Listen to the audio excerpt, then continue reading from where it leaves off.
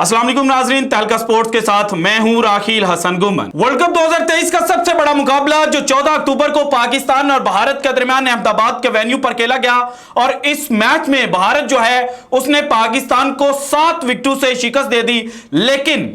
इस मैच की जो हिद्दत और शिद्दत है उसमें अभी तक कमी वाकया नहीं हो रही। इस मैच के अंदर एक लम्हा ऐसा था कि जिसने दुनियाई क्रिकेट को झंझोड़ कर रख दिया और एक दफा फिर से काले जादू की जो बातें हैं वो जुबाने ज़द-ए-आम हो गई। वो पाकिस्तान क्रिकेट टीम जिसको जनाब अहमदाबाद के वेन्यू पर स्टार्ट बड़ा अच्छा मिला था, लेकिन वो स्टार्ट जो है वो अच्छी एंडिंग में कन्वर्ट पाकिस्तान ना कर पाया और पाकिस्तान की जो आखिरी 7 विकेटें हैं वो महज 36 रन पर गिर गई। और ये जो 36 रन पर पाकिस्तान की जो सारी टीम का जनाब आउट होना है ये इंडिकेट कर रहा था कि चीजें जो हैं वो जैसी दिखाई जा रही हैं वैसी नहीं हैं। पाकिस्तान के अंदर से बातें हुई कि जनाब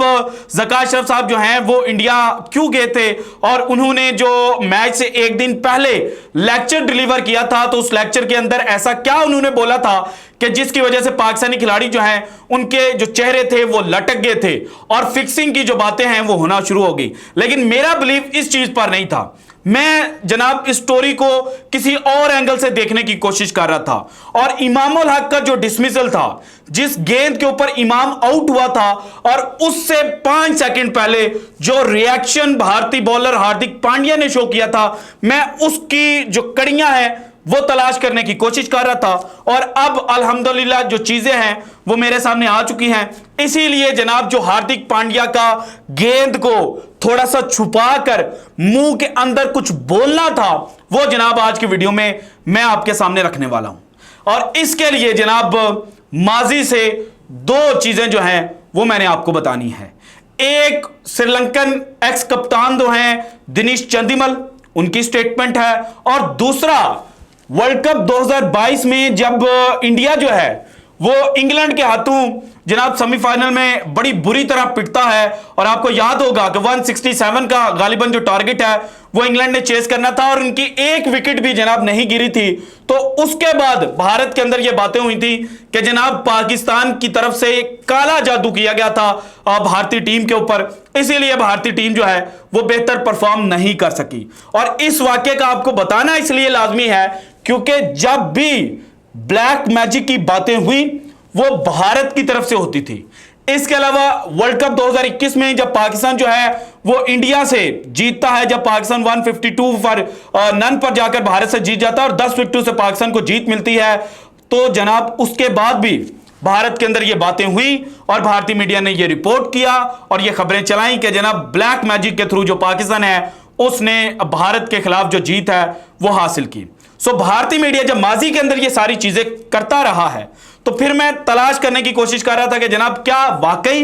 इस दफा जो भारतीय क्रिकेटर्स हैं उन्होंने किसी पंडित से कोई मशवरा करके और जो ब्लैक मैजिक है उसका पाकिस्तानी खिलाड़ियों के ऊपर इस्तेमाल किया। सो सारी डिटेल्स 1 बाय 1 जो हैं वो मैं आपके साथ शेयर करने लगा हूं। हार्दिक पांड्या की जो स्टेटमेंट है और उस स्टेटमेंट के अंदर क्या चीज वो छुपाने की कोशिश कर रहे हैं ये भी जनाब मैंने आपके साथ शेयर करनी है। लेकिन उससे पहले राइट नाउ जबकि ये मैं वीडियो कर रहा हूं तो इस वक्त ऑस्ट्रेलिया और श्रीलंका के मबैन जनाब लखनऊ में मैच खेला जा रहा है। श्रीलंका की टीम की पहली विकेट जो है वो 157 पर जाकर गिरती है, लेकिन बाद में जनाब जो श्रीलंका की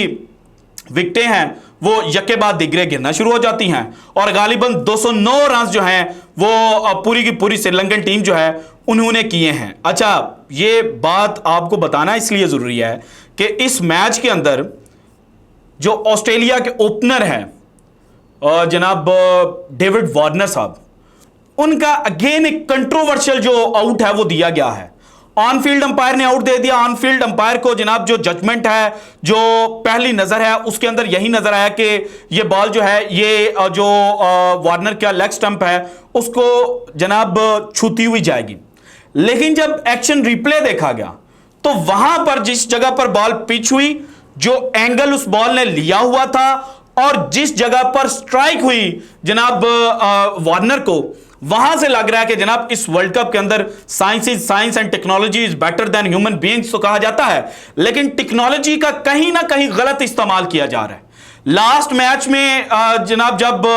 ऑस्ट्रेलिया साउथ अफ्रीका के खिलाफ खेल रहा था, उस वक्त स्टीव स्मिथ का जो आउट है वो बड़ा कंट्रोवर्शियल था। स्टीव स्मिथ बड़े नाराज हुए थे। और आज जिस तरह से रिएक्शन डेविड वार्नर ने शो किया है, और एज अ क्रिकेट एक्सपर्ट और क्रिकेट का स्टूडेंट होने के नाते अगर आप उस जनाब आउट को रीड आउट करें तो फिर आपको पता चलेगा कि जनाब टेक्नोलॉजी में कहीं ना कहीं छेड़छाड़ जो है वो की गई है। और सईद अजमल ने जो 2011 में पहली दफा पॉइंट रेज किया था कि जनाब जो आउट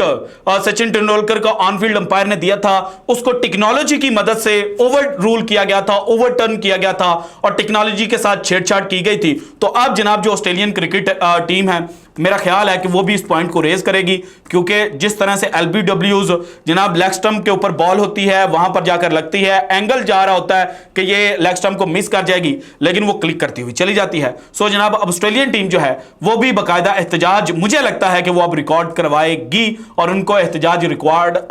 जो है वो करवाना भी चाहिए। और जिस तरह से मिकी आर्थर ने कहा था कि जनाब ये लग ही नहीं रहा कि ये एक आईसीसी का इवेंट है, ये तो बायलैटरल सीरीज या बीसीसीआई का कोई इवेंट लग रहा है, तो शायद जो बड़ी टीमें हैं उनको पहले ही जो डेंट है वो देने के लिए ऐसी कोई छेड़छाड़ जो है वो की जा रही हो। अब आते हैं असल टॉपिक की जानिब। देखें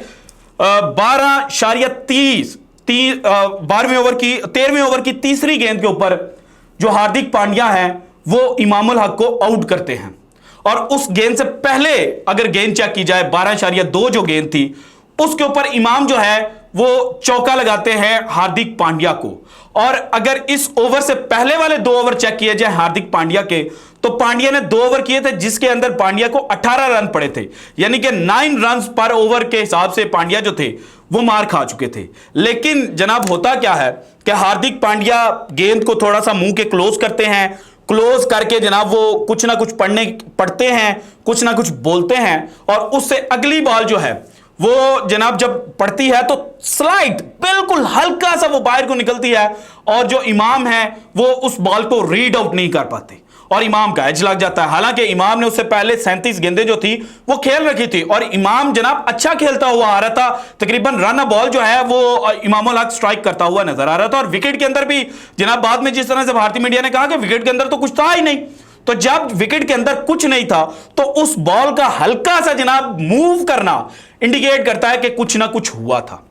अब हुआ क्या, हार्दिक पांड्या की जुबानी अगर सुना जाए तो वो कहते हैं कि जनाब जब मुझे चौका पड़ा और मैं अपने रनअप की तरफ जा रहा था तो वहां पर रास्ते में जाते हुए मैंने अपने आप को गालियां निकाली। और ऐसा हो जाता है नॉर्मली, अगर आप ह्यूमन बीइंग हैं, आपको गुस्सा आए तो समटाइम्स आप अपने आप को भी अब्यूज कर देते हैं कि यार मैं ये कहां पे बॉल फेंक रहा हूं। तो वो कहते हैं कि जनाब मैंने अपने आप को अब्यूज किया, अपने आप को मोटिवेट किया, वो गाली असल में मुझे मोटिवेट करके गई और बाद में मैंने बॉल फेंकी और बॉल जो है वो थोड़ी सी जो है वो निप आउट हुई और वहां पर इमाम जो है वो आउट हो गए। लेकिन कहानी यहां पर खत्म नहीं होती। कहानी का दूसरा रुख यह है कि जनाब cricketaustralia.com के नाम से एक वेबसाइट है, उन्होंने 2017 में पाकिस्तान की जो टीम है वो दुबई, जो पाकिस्तान का होम ग्राउंड समझा जाता था और वहां पर पाकिस्तान ऑस्ट्रेलिया और इंग्लैंड जैसी मजबूत टीमें हैं, उनके खिलाफ भी टेस्ट सीरीज नहीं आ रहा था। तो पाकिस्तान वहां पर जनाब श्रीलंका के खिलाफ 2 मैचेस की जो सीरीज है वो हार जाता है। पाकिस्तान को 2 टेस्ट मैचेस की सीरीज में व्हाइट वॉश हो जाता है। और उन 2 मैचेस में अगर मार्जिन चेक किया जाए तो पहला मैच दुबई में खेला जाता है, वहां पर जनाब पाकिस्तान 21 रन से हार जाता है, दूसरे मैच में 68 रन से। और पहले मैच की पहली इनिंग में 419 करता है ऑस्ट्रेलिया और श्रीलंका 422 करता है पाकिस्तान, और दूसरी इनिंग में पाकिस्तान ने 134 रन गालिबन चेज करने होते हैं लेकिन पाकिस्तान चेज नहीं कर पाता। और यही सूरत हाल जो है वो दूसरे टेस्ट में भी देखने को मिलती है। पहली इनिंग पाकिस्तान अच्छा खेलता है, दूसरी इनिंग में पाकिस्तान ने 317 के करीब जो रन हैं वो स्कोर करने थे, लेकिन पाकिस्तान क्रिकेट टीम जो है वो स्कोर नहीं कर पाती। सो उस वक्त कहा गया कि कहीं ना कहीं जो मंत्र हैं वो पड़े गए थे और पाकिस्तान टीम के ऊपर काला जादू किया गया। और लेटर ऑन जो दिनेश चंदीमल उस सीरीज के अंदर श्रीलंकन क्रिकेट टीम की कप्तानी कर रहे थे जनाब, उन्होंने स्टेटमेंट दी थी बकायदा और उन्होंने कहा था series victory down to witchcraft, series victory down to witchcraft, यानी कि पाकिस्तान के खिलाफ जो सीरीज हम खेले हैं ये काले जादू की मदद से हमने जीती है। और इसके अंदर जाकर फिर दिनेश चंदीमल की स्टेटमेंट क्या आती है, Chandimal told reporters on Tuesday he had received a special blessing from Miani or scorer ahead of the 2-match series in the United Arab Emirates. I am always ready to accept the blessings of anyone, whether it is a Miani or any clergy, Chandimal told reporters after returning to Colombo. फिर उन्होंने कहा, you can have talent, but without his blessing you cannot move forward. आपके पास talent हो सकता है, लेकिन उस talent का क्या फायदा कि जब आपके ऊपर ब्लेसिंग ही नहीं है। सो इन्होंने वो जो विच क्राफ्ट है, जो काला जादू है, उसको ब्लेसिंग से तशबीह दी थी। अब जनाब आप माने या ना माने, लेकिन हार्दिक पांड्या ने वो जो एक्ट किया था, उस एक्ट के अंदर कोई ना कोई जो राज है वो छुपा हुआ है। और अभी तो हार्दिक पांड्या ने ये कहा ना कि नहीं जनाब वो मैंने अपने आप को गालियां दी और अपने आप को इस तरह से मोटिवेट किया, लेकिन मुझे लगता है, मेरी ये असेसमेंट है, मे बी मतलब इस पॉइंट पर मैं गलत हूं, लेकिन मुझे लगता है कि कभी ना कभी जनाब ये जो मिस्ट्री हुई थी, जो एक्शन जनाब हार्दिक पांड्या ने शो किया था और उसकी अगली ही बॉल पर जनाब इमामुल हक वो आउट हो गए, तो इसका राज एक दफा खुलेगा और फिर हार्दिक पांड्या वहां पर बताते हुए नजर आएंगे कि जनाब मैंने किसी जो हमारे पंडित हैं उनसे मशवरा किया था और मैंने काले जादू के जनाब इस्तेमाल के बाद पाकिस्तान के जो प्लेयर हैं इमामुल हक उनको आउट किया था। So this is it from today's episode. अगर आपको वीडियो पसंद है तो लाइक कीजिएगा, ज्यादा से ज्यादा शेयर कीजिएगा, अपनी कीमती राय का इजहार लाजमी कीजिएगा और अगर आपने अभी तक चैनल को सब्सक्राइब नहीं किया तो कर दें। शुक्रिया, अल्लाह हाफिज।